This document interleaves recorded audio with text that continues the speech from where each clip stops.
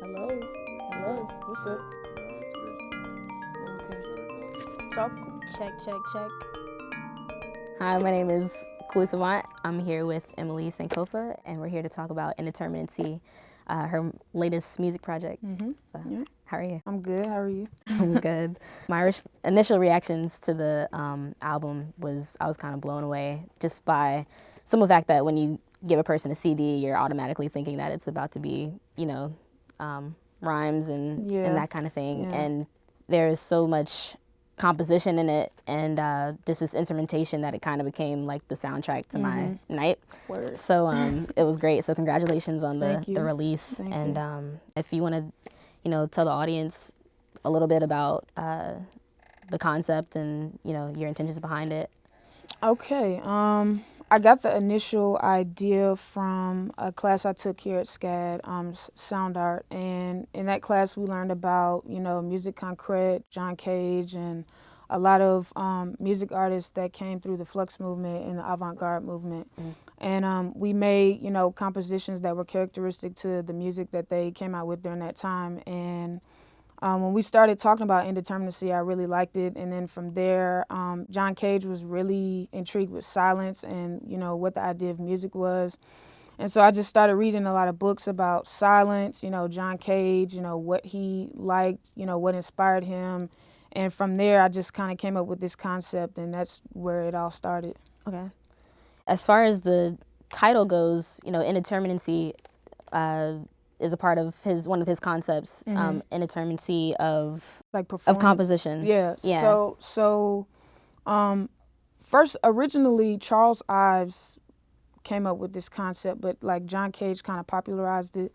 And indeterminacy of composition is kind of like fusing chance operations or like random things into the composition so that, when it's played, it's a fixed outcome. Okay. So in indeterminacy or of performance is when, when you're performing, the performance aspect is basically random. And it's like a deeper level of improvisation, but it's not, because improvisation is actually fixed more so to like the scale of the piece. So it's like a deeper level of that, if you can kind of wrap your mind around that. But yeah. Okay.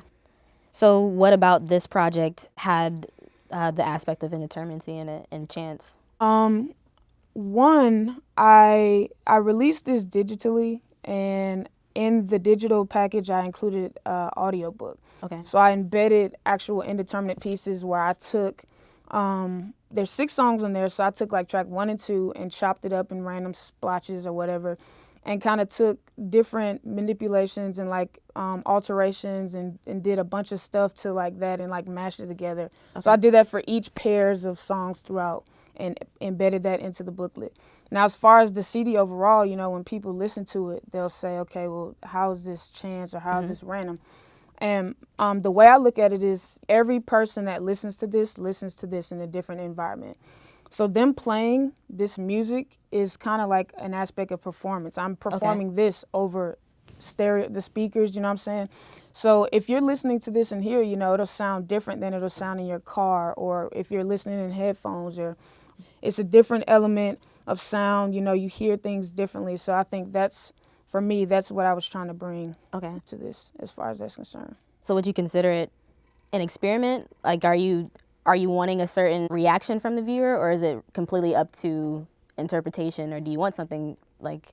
I kind of want people to be more conscious of, what's around them, because, these days I don't really think people are conscious of what's around them sonically. They don't really pay attention to it. Everything these days is like loud. So, when everything's at one volume, you really don't hear anything. What I kind of wanted to achieve with this was to kind of get people to think about, well, what else is a part of the music? What else is a part of the experience? Okay. So John Cage is obviously a big influencer on this album. Who are some other influences, if so? Really, he was the biggest influence for this. Outside of John Cage, I mean, Pharrell is my favorite producer, but I didn't really, it's kind of like my own thing here. I'm influenced by a lot, but the concept behind it was more so things that I pulled from things that John Cage talked about and did in his music. Okay.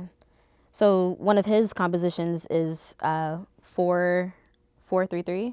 And for, I guess, people who don't know, that's just like a complete performance of silence. And I think the objective was to allow the audience to understand how much noise was being made during this performance, and kind of experimenting with the idea of what is music and that sort of thing. So for you, what is music, and what can people take from this that is musical? To me, music is sound. Music can be anything. You know, you could tap your hand on that, do whatever, and that could be music to you or whoever else is like a part of that experience or whatever. But for me, music is sound, simply. And I mean, like you said, silence. Silence is sound, and sound is silence. And with that piece, I was really, when I saw that piece in like undergrad. I saw a performance of that piece in undergrad. And I think for that, I think he was trying to get people to understand that silence isn't really silence, because when people think about silence, they think about complete quiet, but you can't really achieve that. And so I think that was him trying to get people to wrap their minds around the fact that you can't really achieve true silence. And that's where track 5, that title of that comes in, you know. Okay. Yeah. I want to get into the track titles in a bit, but I also want to get into this idea of, I guess, playing with the audience and using them as a part of the performance. Was that something that you were interested in doing as well? Like, did you have a, I guess, a focus group for this whole thing? Not really. I wanted to kind of impact, you know, as many people as I could. Okay. I know this concept is a bit far-fetched compared to what people are listening to and the popular stuff that's out now. But I was really surprised by the reactions that I got from people and the amount of people that actually understood, you know, what I put into this and what I was trying to achieve with that. So that's good. Yeah. We were talking earlier about technology, how immediate things are, and that it's hard for people to focus because, you know, we have our cell phones and our laptops out and that kind of thing. What do you think about that? Do you think it would be harder for, you know, conceptual artists to have these kind of ideas and challenge the audience to actually take more observation in the music, or do you think it's just kind of, you know, people who have an ear for it will like it, and if not, not? I do think it is a lot harder these days to kind of get people to really observe and pay attention to stuff like this and kind of push these kinds of ideas because of, you know, what you just mentioned. The way that people kind of like get these ideas out is like through like installations or like museum stuff. And I kind of wanted to figure out a way to do something like that because, you know, you can get a bunch of people in one space and their attention is like fixed on what you're trying to present. And I even like studied about, you know, how we initially used our ears, which was like for survival. But, you know, we kind of like with technology, we kind of don't do that anymore. Sometimes I go outside or like I walk downtown and I'm like conscious of everything around me. Like I sometimes when I'm sitting in a room too, I'll switch across the room, like kind of like you're changing channels, like from conversation to conversation, or I'll pick things out to kind of test my ears to make sure my ears are like, you know, still in tune with everything that's around me. And I don't really think people do that. It is definitely harder to get people to focus in on something like this because it is kind of abstract from what people are used to now. Okay. I've noticed that artists and musicians often have issues with their audience kind of getting the reaction that they want, maybe. So like I see like Kanye West performing like with like these really intricate and decorative masks on, and he gets upset when the audience is like, you know, yelling at him to take it off, and they just want, you know, they just want the music now. So do you think it's difficult for musicians to kind of transcend into like more like artistic and visual art sort of performances as opposed to maybe a fine artist who can do that kind of thing? I do think it's hard a little bit. It all depends on how you do it, and it all depends on what you're trying to get the audience to receive. If it's something that's dissonant, or if it's something that's like, you know, something that's real edgy or something they're not used to, it's going to be kind of difficult to get people to receive it.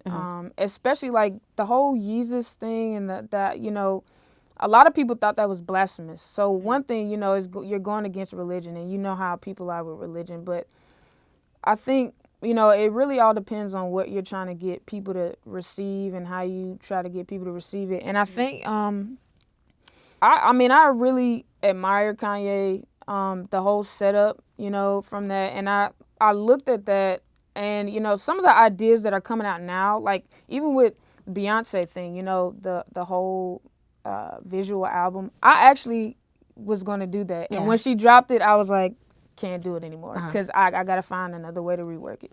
But I think it is difficult for musicians to kind of like attach a visual aspect to it that's like beyond what people can conceptualize themselves in their mind, or like if they can't understand it.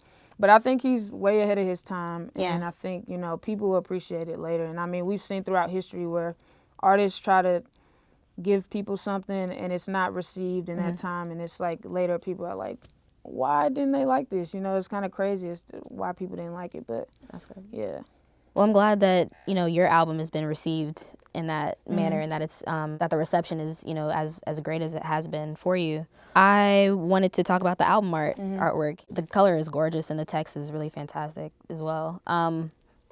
Starting from the cover, why is the initial title mirrored instead of?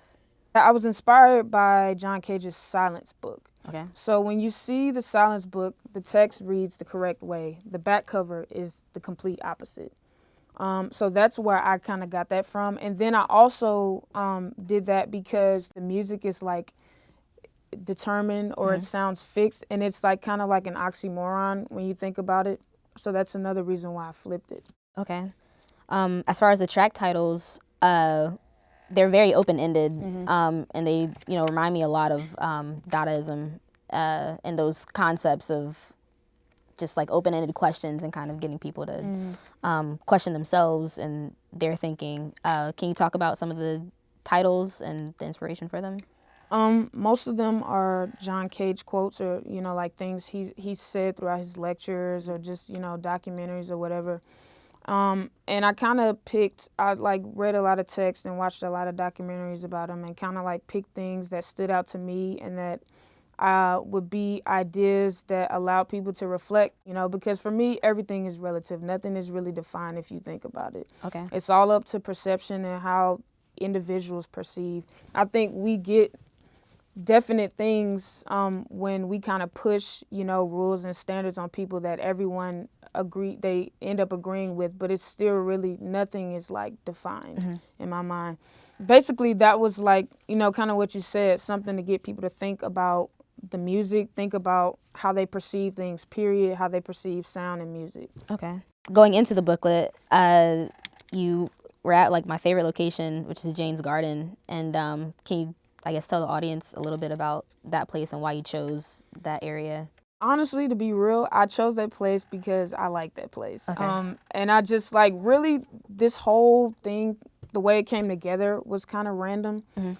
Because like I initially started out with a different concept for this sonically, and I was like, people may not get this, so maybe I can fuse this into the audiobook, which is what I did.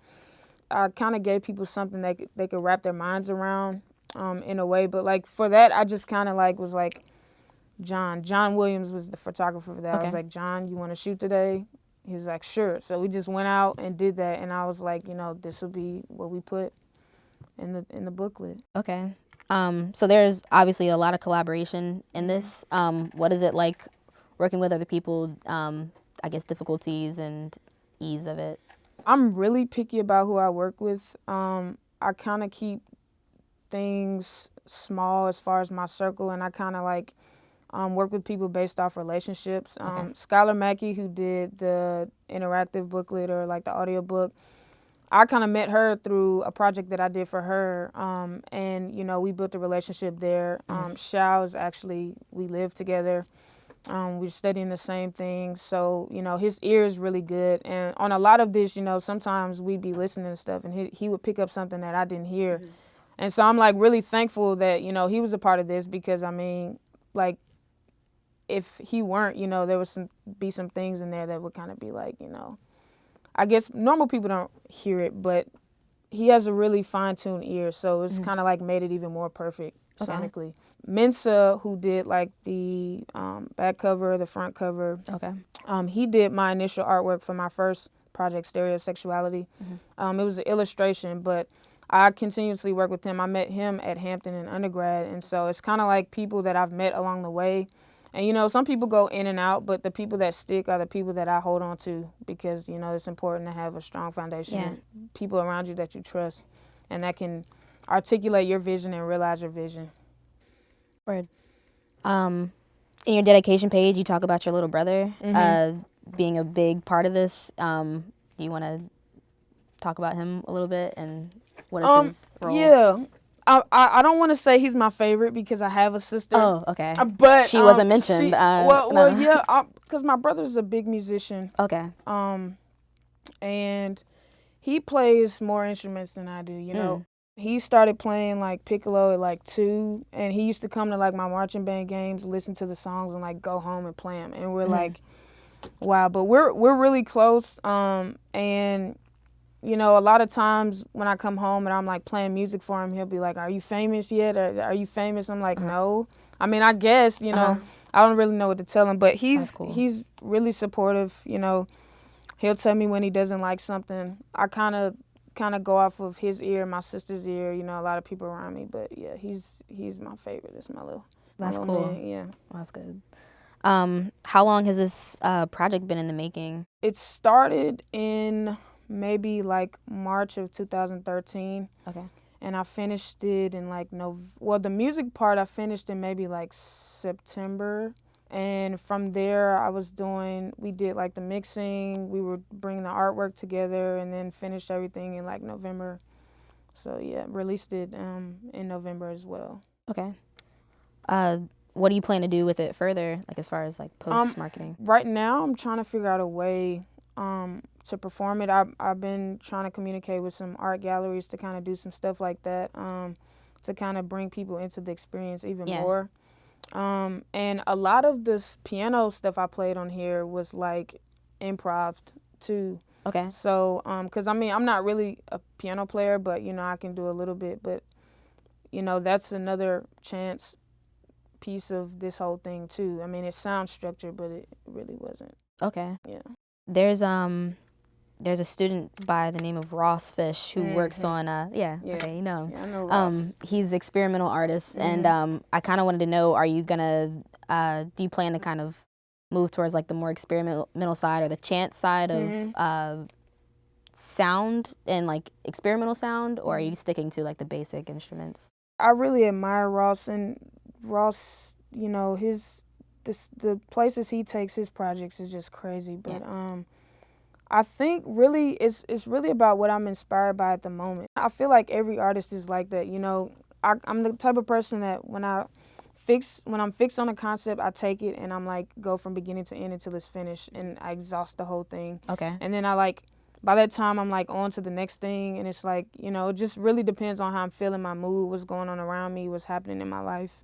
So at that moment, you know, when I was inspired by it, I was like, I have to do something, you know, focused on this or centered around this. So I really don't know, you know. It just depends on what I feel like doing. So what now? What's next? I'm actually working on a lot of music right now. You know, I kind of been working Shao like a workhorse, sending him like a song every day to mix. But I'm working on a lot of new music. I'm kind of like laying low. I'm also probably doing some sound design stuff that'll surface soon, and some other little projects. But yeah, just everybody stay tuned. Okay. Keep watching. Great. Yeah. Where can they find? You can go to my website, www.esankofa.com, Twitter, Facebook, everything. You can find me EmmoLei, EmmoLei. Just type me in on Google and all my stuff will pop up. Yeah. Okay. Those are all the questions I had. Thank you for talking with me. Thank you. Thank you for viewing. So yeah.